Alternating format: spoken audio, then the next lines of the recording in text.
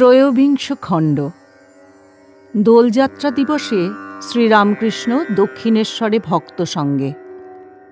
প্রথম পরিচ্ছেদ। দোলযাত্রা দিবসে শ্রীরামকৃষ্ণ ও ভক্তিযোগ। আজ দোলযাত্রা, শ্রী শ্রী মহাপ্রভুর জন্মদিন।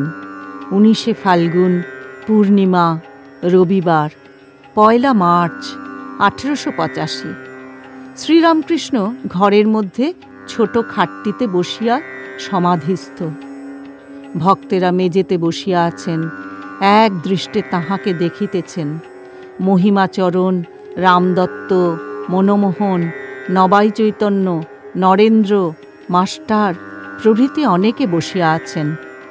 ভক্তেরা এক দৃষ্টে দেখিতেছেন।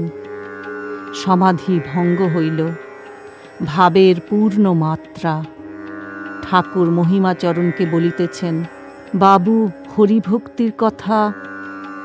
মহিমা: আরাধিতো যদি হরিস্তপসা ততঃ কিম, নারাধিতো যদি হরিস্তপসা ততঃ কিম, অন্তর্বহিরে যদি হরিস্তপসা ততঃ কিম, নান্তর্বহির্যদি হরিস্তপসা ততঃ কিম। বীরম বীরম ব্রহ্মণ কিং তপস্যাশু বৎস, ব্রজো ব্রজো দ্বিজো শীঘ্রং শঙ্করং জ্ঞান সিন্ধুম, লভো লভো হরিভক্তিং বৈষ্ণবোক্তাং সুপক্কাং, ভবো নিকট নিবন্ধচ্ছেদনিং কর্তরিঞ্চ। নারদ পঞ্চরাত্রে আছে। নারদ তপস্যা করছিলেন, দৈববাণী হল। হরিকে যদি আরাধনা করা যায় তাহলে তপস্যার কি প্রয়োজন? আর হরিকে যদি না আরাধনা করা হয় তাহলেই বা তপস্যার কি প্রয়োজন? হরি যদি অন্তরে বাহিরে থাকেন তাহলেই বা তপস্যার কি প্রয়োজন? আর যদি অন্তরে বাহিরে না থাকেন তাহলেই বা তপস্যার কি প্রয়োজন? অতএব হে ব্রহ্মণ, বিরত হও। বৎস, তপস্যার কি প্রয়োজন? জ্ঞান সিন্ধু শঙ্করের কাছে গমন করো। বৈষ্ণবেরা যে হরিভক্তির কথা বলে গেছেন সেই সুপক্কা ভক্তি লাভ করো, লাভ করো। এই ভক্তি কাটারি দ্বারা ভবনিগড় ছেদন হবে। শ্রীরামকৃষ্ণ: জীবকোটি ও ঈশ্বরকোটি। জীবকোটির ভক্তি বৈধি ভক্তি। এত উপচারে পূজা করতে হবে, এত জপ করতে হবে, এত পুরস্চরণ করতে হবে। এই বৈধি ভক্তির পর জ্ঞান, তারপর লয়। এই লয়ের পর আর ফেরে না। ঈশ্বরকোটির আলাদা কথা। যেমন অনুলোম বিলোম। নেতি নেতি করে ছাদে পৌঁছে যখন দেখে ছাদও যে জিনিসে তৈরি, ইট চুন সুরকি, সিঁড়িও সেই জিনিসে তৈরি, তখন কখনো ছাদেও থাকতে পারে, আবার উঠানামাও করতে পারে।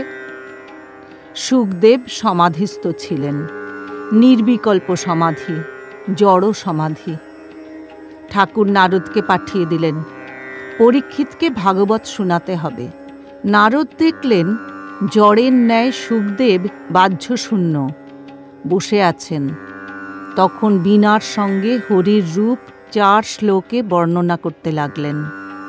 প্রথম শ্লোক বলতে বলতে শুকদেবের রোমাঞ্চ হল। ক্রমে অশ্রু। অন্তরে হৃদয় মধ্যে চিন্ময় রূপ দর্শন করতে লাগলেন। জড় সমাধির পর আবার রূপ দর্শনও হল। শুকদেব ঈশ্বরকোটি। হনুমান সাকার নিরাকার সাক্ষাৎকার করে রামমূর্তিতে নিষ্ঠা করে থাকল। চিৎঘন আনন্দের মূর্তি সেই রাম মূর্তি। প্রহ্লাদ কখনো দেখতেন সোহং, আবার কখনো দাসভাবে থাকতেন। ভক্তি না নিলে কি নিয়ে থাকে? তাই সেব্য সেবক ভাব আশ্রয় করতে হয়। তুমি প্রভু, আমি দাস। হরিরস আস্বাদন করবার জন্য। রসরসিকের ভাব, হে ঈশ্বর, তুমি রস, আমি রসিক। ভক্তির আমি, বিদ্যার আমি, বালকের আমি, এতে দোষ নাই। শঙ্করাচার্য বিদ্যারামী রেখেছিলেন লোকশিক্ষা দিবার জন্য। বালকের আমির আঁট নাই, বালক গুণাতীত, কোনো গুণের বশ নয়। এই রাগ করলে আবার কোথাও কিছু নাই, এই খেলাঘর করলে আবার ভুলে গেল, এই খেলুড়েদের ভালোবাসছে, আবার কিছুদিন তাদের না দেখলে তো সব ভুলে গেল। বালক সত্য রজ তম কোনো গুণের বশ নয়। তুমি ঠাকুর, আমি ভক্ত, এটি ভক্তের ভাব। এ আমি ভক্তির আমি। কেন ভক্তির আমি রাখে? তার মানে আছে। আমি তো যাবার নয়, তবে থাক শালা দাস আমি ভক্তের আমি হয়ে। হাজার বিচার করো, আমি যায় না। আমি রূপ কুম্ভ, ব্রহ্ম যেন সমুদ্র, জলে জল, কুম্ভের ভিতরে বাহিরে জল, জলে জল, তবু কুম্ভ তো আছে। ওইটি ভক্তের আমির স্বরূপ। যতক্ষণ কুম্ভ আছে, আমি তুমি আছে, তুমি ঠাকুর আমি ভক্ত, তুমি প্রভু আমি দাস, এও আছে। হাজার বিচার করো, এ ছাড়বার জো নাই।